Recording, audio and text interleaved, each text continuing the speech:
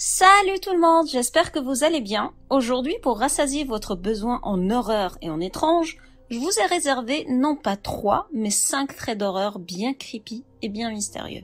Il y aura du paranormal, du rationnel, et même ceux qui oscillent un peu entre les deux quoi.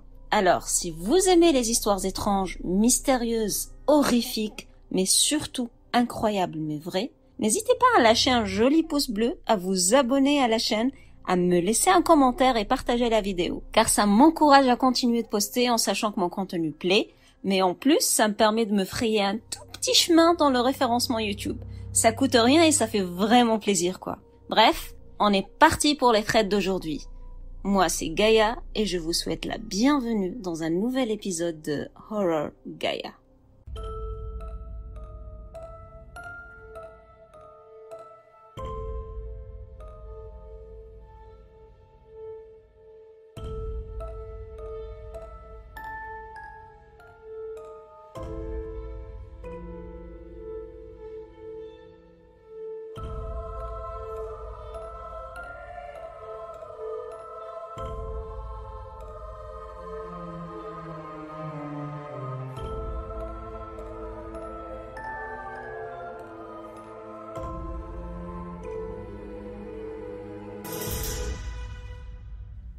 Ethan vit avec sa famille dans une copropriété où ils ont 2 appartements, un au 7e et un au 8e étage, et ils ne sont pas situés l'un au-dessus de l'autre. La seule manière d'aller d'un appart à l'autre est de sortir de l'appartement 1, prendre l'ascenseur ou l'escalier et entrer dans l'appartement 2. Autrement dit, il n'y a pas de communication directe, par exemple des escaliers qui relient les 2 appartements de l'intérieur. En plus, les 2 portes d'entrée des 2 apparts sont équipées chacune de 3 types de serrures différentes. Donc, serrures pour l'appart du haut différentes entre elles et différentes des 3 serrures de l'appart du bas. La porte doit être déverrouillée 3 fois avec 3 clés différentes avant de s'ouvrir. Niveau sécurité, la famille d'Ethan, elle y va haut, elle vole vraiment haut. Bref, Ethan précise qu'ils vivent surtout au 8e étage et une nuit, ils ont manqué de crème glacée, ça arrive. Et sa mère lui a demandé d'aller en chercher dans le congélateur du bas, donc dans le congélateur qui se trouve au 7e étage. Comme c'était l'heure du souper, il a pris les clés de l'appartement du 7e étage pour pouvoir entrer parce qu'il savait que personne n'y serait vu que c'est l'heure du souper. Je me répète, je sais, mais juste pour être précise. Arrivé devant la porte de l'appart, Ethan déverrouille la porte et il entre dans l'obscurité de l'appartement. Il a à peine fait quelques pas qu'il réalise que quelqu'un était assis sur le canapé du salon. Ethan a alors appuyé sur l'interrupteur pour allumer la lumière et découvrir que c'était juste son père qui était assis dans ce canapé. Le truc est que c'était un peu bizarre que son père soit assis dans le noir et qu'il ne lui adresse même pas la parole. Mais Ethan n'en a pas fait grand-chose, il est allé chercher sa crème glacée, puis en repartant, il lui a demandé s'il avait une clé pour verrouiller derrière lui plus tard en sortant. Mais pas de réponse du père. Du coup, Ethan a haussé les épaules et s'est dit « Eh bien, s'il est entré et a verrouillé la porte derrière lui de l'intérieur, c'est qu'il doit en avoir une de clé pour sortir et verrouiller derrière lui après. » Sur cette étrange interaction, Ethan est ressorti de l'appartement, l'a quand même refermé et est retourné à l'étage. Sauf que, en arrivant à l'étage, il a eu la frayeur de sa vie. Son père était là, assis, en train de souper. Avec des yeux écarquillé de panique, il demande à son père comment est-ce qu'il a fait pour remonter si vite, mais toute la famille lui a dit qu'en fait il était là depuis un bon moment. Ethan leur a alors expliqué que c'était impossible parce qu'il venait juste de le voir en bas, mais personne ne l'a cru. Depuis cet incident, Ethan ne descend plus jamais seul à l'appartement du 7e étage. Pour ce trait d'horreur, seule explication que je trouve, c'est soit qu'il y avait un cambrioleur qui ressemblait étrangement à son père, puis qui s'était juste assis là, soit que Ethan a seulement rencontré le doppelganger de son père. Dites-moi ce que vous en pensez et on passe à l'histoire suivante qui, elle, est 100% surnaturelle. Il n'y a pas d'autre explication. Je vous laisse la découvrir, vous allez me dire ce que vous en pensez de toute façon, d'accord? Alors, Lisa nous dit que la maison dans laquelle elle a grandi avait environ 100 ans au moment où ses parents l'ont achetée, et qu'elle y a vécu jusqu'à ses 16 ans. Elle nous dit se souvenir avoir rencontré dans cette maison une fille qu'elle décrit comme rose et qu'on voyait à travers. Autrement dit, une fille rose et transparente qu'elle a toujours appelée Pam. Lisa a maintenant 26 ans et donc ça doit bien faire 10 ans qu'elle ne vit plus dans cette maison. mais elle se souvient encore clairement de Pam. Étant enfant, ses parents ont d'abord accepté le fait qu'elle ait une amie imaginaire, mais arrivée à l'âge de 13 ans et toujours constamment parler de Pam, sa mère l'a mis en thérapie parce qu'elle croyait qu'elle avait un problème psychologique. Alors, pour éviter que ses parents finissent définitivement par la prendre pour une folle, elle a complètement arrêté de parler de Pam. Enfin, jusqu'à ses 16 ans, année à laquelle ses parents ont décidé de vendre la maison pour en acheter une nouvelle.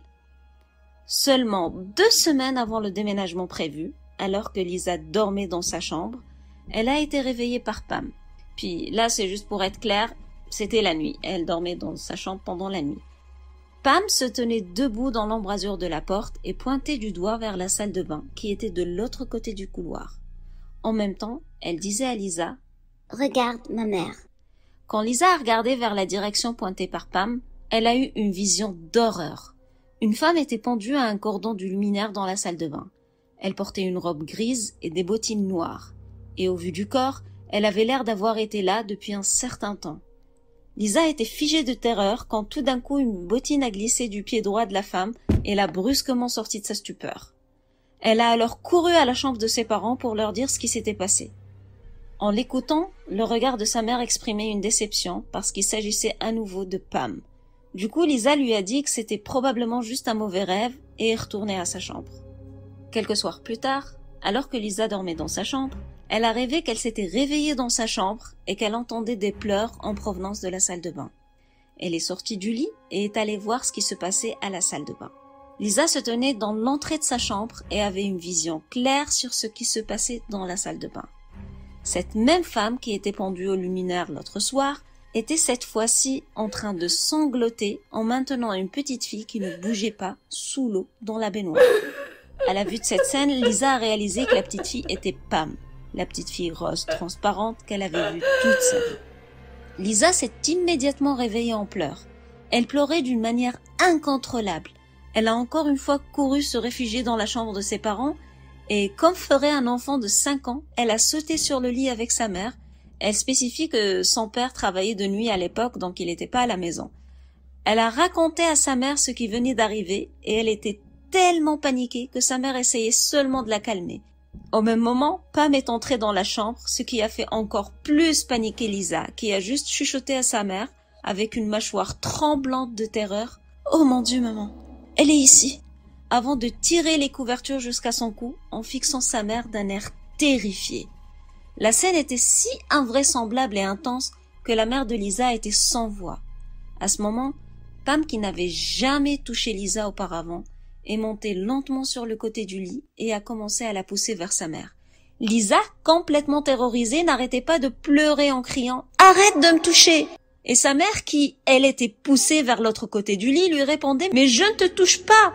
Après ce qui semblait être une éternité, Pam s'est arrêtée, est descendue du lit et est sortie lentement de la pièce, laissant une Lisa en pleurs, qui a d'ailleurs pleuré jusqu'à ce qu'elle s'épuise et qu'elle s'endorme. Sa mère est restée éveillée à ses côtés pour voir si quoi que ce soit d'autre se produirait. Lisa dit que c'était définitivement sa dernière nuit dans cette maison, qui a d'ailleurs pris feu 2 semaines après leur déménagement. L'incendie a ravagé une bonne partie de la maison et du garage, et la cause officielle était la combustion spontanée. Lisa nous dit que ses parents ont vécu 25 ans dans cette maison, mais bien qu'elle ait été remise à neuf après l'incendie, elle a été vendue 8 fois en 10 ans. Personne ne veut rester dans cette maison, et Lisa pense sincèrement que Pam en est pour quelque chose. Alors je vous disais que, voilà, cette histoire pouvait pas être expliquée autrement que paranormal, mais ce qui serait cool, c'est d'envoyer le grand JD passer une soirée dans cette maison si elle nous donnait l'adresse. Je sais pas ce que vous en pensez, mais en tout cas, moi, cette histoire, blague à part, elle m'a vraiment comme accrochée. Mais c'est pas cette histoire qui m'a le plus accrochée dans les traites de ce soir. Celle que j'ai vraiment trop aimée, qui m'a vraiment intriguée. Je vous ai un petit peu spoilé dessus dans la communauté, mais je vous le dirai quand on y arrivera. L'histoire suivante est celle de James. Il se rappelle que quand il était petit, il allait souvent chez ses grands-parents avec sa sœur et ses cousins. Il dit que ses grands-parents avaient un genre d'appartement attenant à la maison principale et cet appartement était un petit peu leur aire de jeu pendant que les adultes discutaient dans la maison principale. Un jour, alors qu'ils jouaient à chaud-froid avec une petite clé qu'ils avaient trouvée sur place, Si quelqu'un d'entre vous connaît le jeu chaud-froid, il pourrait bien me l'expliquer parce que moi, j'ai rien compris au jeu. Mais bref, ils ont laissé tomber cette petite clé par accident, en fait, au sol et elle a glissé sous la porte du sous-sol qui est attenant à l'appartement. James s'est alors porté volontaire pour la récupérer, il a ouvert la porte du sous-sol et à sa grande frayeur, il y avait un homme debout en bas des escaliers.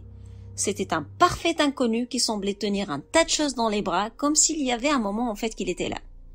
James spécifie que ses grands-parents étaient dans le genre collectionneur compulsif et que du coup leur sous-sol était plein de choses qu'ils ont oubliées ou qu'ils ont entreposées, dont certaines d'ailleurs étaient quand même assez précieuses. Bref, quand cet homme a vu James, il lui a crié dessus. « Retourne à l'étage, gamin! Allez !» James était tellement effrayé qu'il a trébuché et a immédiatement couru vers la maison principale pour prévenir les adultes. Son père est alors allé au sous-sol pour checker, mais bien évidemment, il ne trouvait personne. À ce jour, tout le monde, tous les adultes pensent que James a tout imaginé. Sauf que ce jour-là, il n'était pas seul et que sa sœur et ses cousins insistent aussi sur le fait que c'était réel et que eux aussi ont entreaperçu cet homme. Bref, environ 5 ans plus tard, les grands-parents de James sont malheureusement décédés et il est allé aider son père à faire le ménage dans le fameux sous-sol. Et durant ce ménage, ils se sont rendus compte qu'il y avait pas mal d'affaires manquantes. Probablement prises par cet homme si on y réfléchit. En tout cas, James nous dit qu'il n'a plus jamais remis les pieds dans cette maison depuis. Voilà, en fait, j'aime bien raconter ce genre d'histoire juste pour mettre l'emphase sur le fait que quand les enfants disent quelque chose, c'est pas nécessairement le fruit de leur imagination. Il faut apprendre à croire les enfants. C'est pas parce qu'ils sont enfants qui jugent mal le danger. Bien au contraire, je pense qu'un enfant est mieux capable de juger le danger qu'un adulte dans certaines situations. Je sais pas si je me fais bien comprendre, mais dans le sens où il spot mieux le danger par rapport aux inconnus, puis tu sais, il va pas t'imaginer une personne qui l'a pas vu. Bref, apprenez à écouter les enfants et apprenez à les croire parce que tout ce qu'ils disent n'est pas de l'imagination. Sur ces belles paroles, que j'espère être sages, on passe au thread suivant, et c'est celui de Fred. Il nous dit qu'un soir, il a décidé de dormir dans la chambre de ses parents parce que eux, ils étaient en vacances et que leur chien ne dormait que dans leur lit. La chambre était au premier étage. Bon, juste une petite clarification ici. En fait, le premier étage, c'est pas le premier étage comme en Europe. Quand je parle de premier étage, c'est vraiment, si on veut, le rez-de-chaussée. Donc, on a sous-sol, premier étage, deuxième étage. Donc, quand je parle de premier étage, c'est vraiment le rez-de-chaussée. Ok, donc, je reviens à l'histoire. Leur chambre était donc au premier étage. Et alors qu'il jouait à des jeux vidéo sur son téléphone pour s'endormir, il a commencé à entendre des cris au loin qui provenaient de la rue. Ça l'a un petit peu intrigué, mais il n'y a pas beaucoup fait attention. 10 minutes plus tard, les cris étaient devenus plus forts et surtout plus proches. Mais Fred, ça ne l'inquiétait pas du tout. Lui, il voulait juste dormir, mais c'est ça, il s'amusait à jouer, à somnoler. Il cherchait juste à s'endormir, le mec. Mais encore 10 minutes plus tard, et cette fois-ci, les cris étaient encore plus forts et plus proches, à un point tel que son chien s'est mis en position de défense et a commencé à grogner et à montrer les crocs en regardant la rue à travers la fenêtre qui était juste derrière le lit. À ce stade, Fred a son adrénaline qui pique. Il a des sueurs froides, mais il décide de se distraire en jouant sur son téléphone. Il se dit qu'après tout, il est en sécurité dans la maison, il est sûr d'avoir verrouillé toutes les portes, son chien le défendra en cas de besoin et il a un flingue aussi dans l'armoire. Mais 10 minutes de passé encore et les cris étaient juste devant la fenêtre, exactement là où sa tête était posée, et c'était vraiment strident et extrêmement flippant. À ce stade, son chien était complètement hors de contrôle à un point que Fred assure ne l'avoir jamais vu dans cet état. Fred dit que d'un point de vue carrure, c'est un bon gaillard, assez intimidant. Mais à cet instant-là, avec ses cris flippants provenant de sous sa fenêtre, il avait complètement paniqué. Il était emmitouflé sous sa couette et en pleurs. Il était trop effrayé, même pour sortir le bout de son nez. À un moment donné, son chien a arrêté d'aboyer, et Fred a fini par prendre ses cojones et est allé regarder par la fenêtre. Et là, il a vu personne. Quelques minutes plus tard, 5 voitures de police débarquent dans son quartier, tous gyrophares allumés. Ils étaient à la recherche d'un patient psychiatrique évadé. Cette patiente était armée d'un couteau et a été retrouvée cachée sous les marches du porche de la maison de Fred. Je vous laisse donc deviner la source des bruits et pourquoi il les entendait si fort et si proche juste en dessous de sa fenêtre. Moi, je trouve que même si la maison était complètement fermée, il avait de quoi flipper, le Fred. Enfin, moi, je lui en voudrais pas, je pense que j'aurais flippé autant que lui, voire même plus. Dites-moi dans les commentaires ce que vous en pensez. Et maintenant, on arrive à mon Fred préféré aujourd'hui. Je vous en ai parlé dans mon post dans la communauté, je sais, je me répète, mais bon.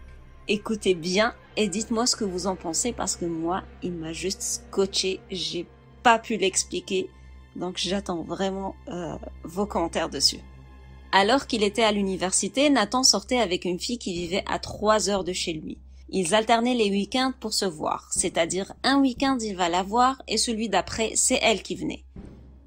Un jour, ou plutôt un soir, elle s'est fâchée parce qu'elle avait fait 3 heures de route pour le voir et passer la soirée avec lui, mais que monsieur n'avait pas pris la peine de la prévenir qu'il ne pouvait pas se libérer car il avait une séance d'études pour toute la nuit.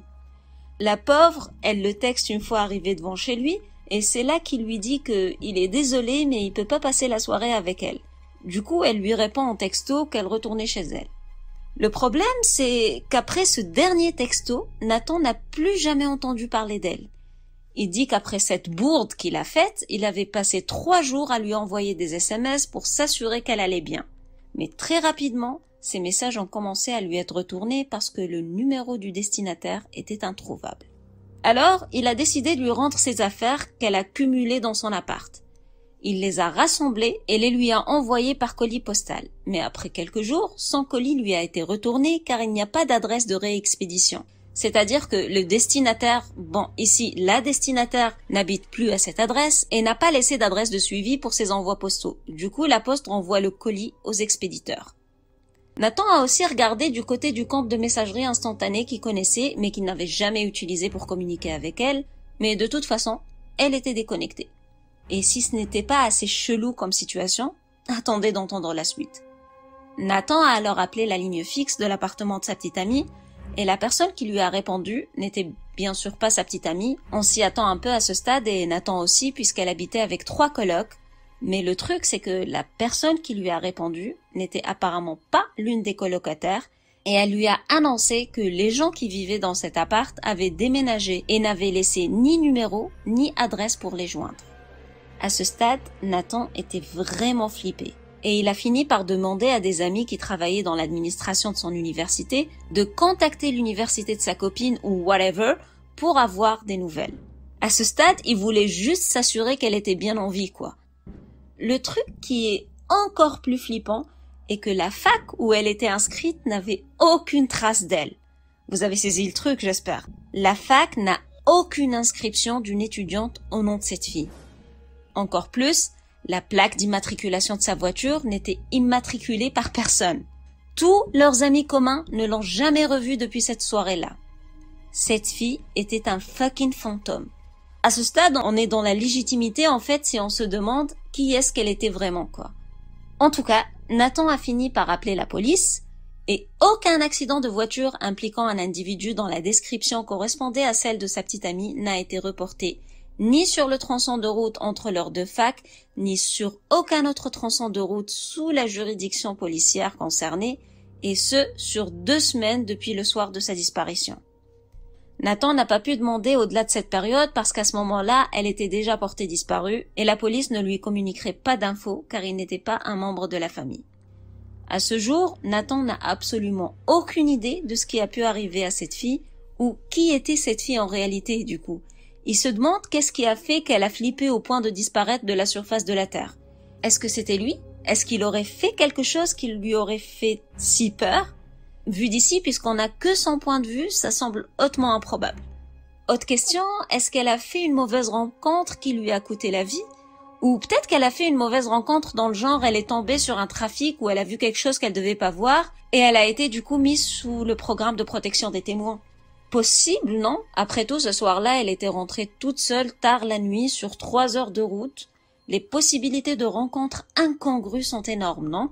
Bref, une autre possibilité avancée par Nathan, c'est que peut-être qu'elle a juste été delete de la surface de la Terre par un sorcier maléfique ou suite à un glitch dans la matrice. Mais entre vous et moi, je trouve cette hypothèse vraiment mignonne, mais le programme de protection de témoins devient vachement plus probable du coup. Bref, quoi qu'il en soit, une seule chose est sûre, et que cette fille a carrément disparu sans laisser de traces. C'est vraiment le thread qui m'a le plus intrigué ce soir, et j'ai vraiment envie d'entendre vos théories dessus. Est-ce que vous pensez qu'il est probable qu'elle est rentrée dans un programme de protection de témoins? Qu'est-ce qui ferait qu'une personne disparaisse comme ça, sans laisser de numéro, puis que c'est comme si en fait elle n'a jamais existé, la meuf. À la limite, si c'était pas sa famille qui se rappelait d'elle, ou Nathan du coup qui se rappelait d'elle, et qu'ils la cherchent partout, et qu'ils ont fait la déclaration de personne disparue, c'est comme si la fille, elle a disparu de la surface de la Terre. Alors j'attends vraiment vos commentaires. Sur ce, c'était vraiment mon dernier thread, puis pas la semaine prochaine, mais la vidéo prochaine, je vous réserve mais quelque chose de ouf. Je pense que c'est inédit dans le YouTube français, l'histoire, je veux dire. Puis j'espère qu'elle vous plaira parce que c'est aussi l'une de mes histoires préférées. Ça fait comme au moins 1 an et demi que je veux la faire puis que j'ai pas vraiment trouvé le temps, mais cette fois-ci, j'ai comme toutes les ressources nécessaires pour vous pondre un bel épisode dessus. Donc voilà, je vous tease un peu, mais je vous écrirai un spoil dans le communauté le moment venu. Sur ce, bonne journée si vous me regardez en journée, bonne soirée si vous me regardez en soirée, puis bonne nuit si je vous borde en ce moment. Sinon, comme d'habitude, mes 3 conseils, profitez de la vie, amusez-vous bien et surtout, restez safe. Allez, ciao!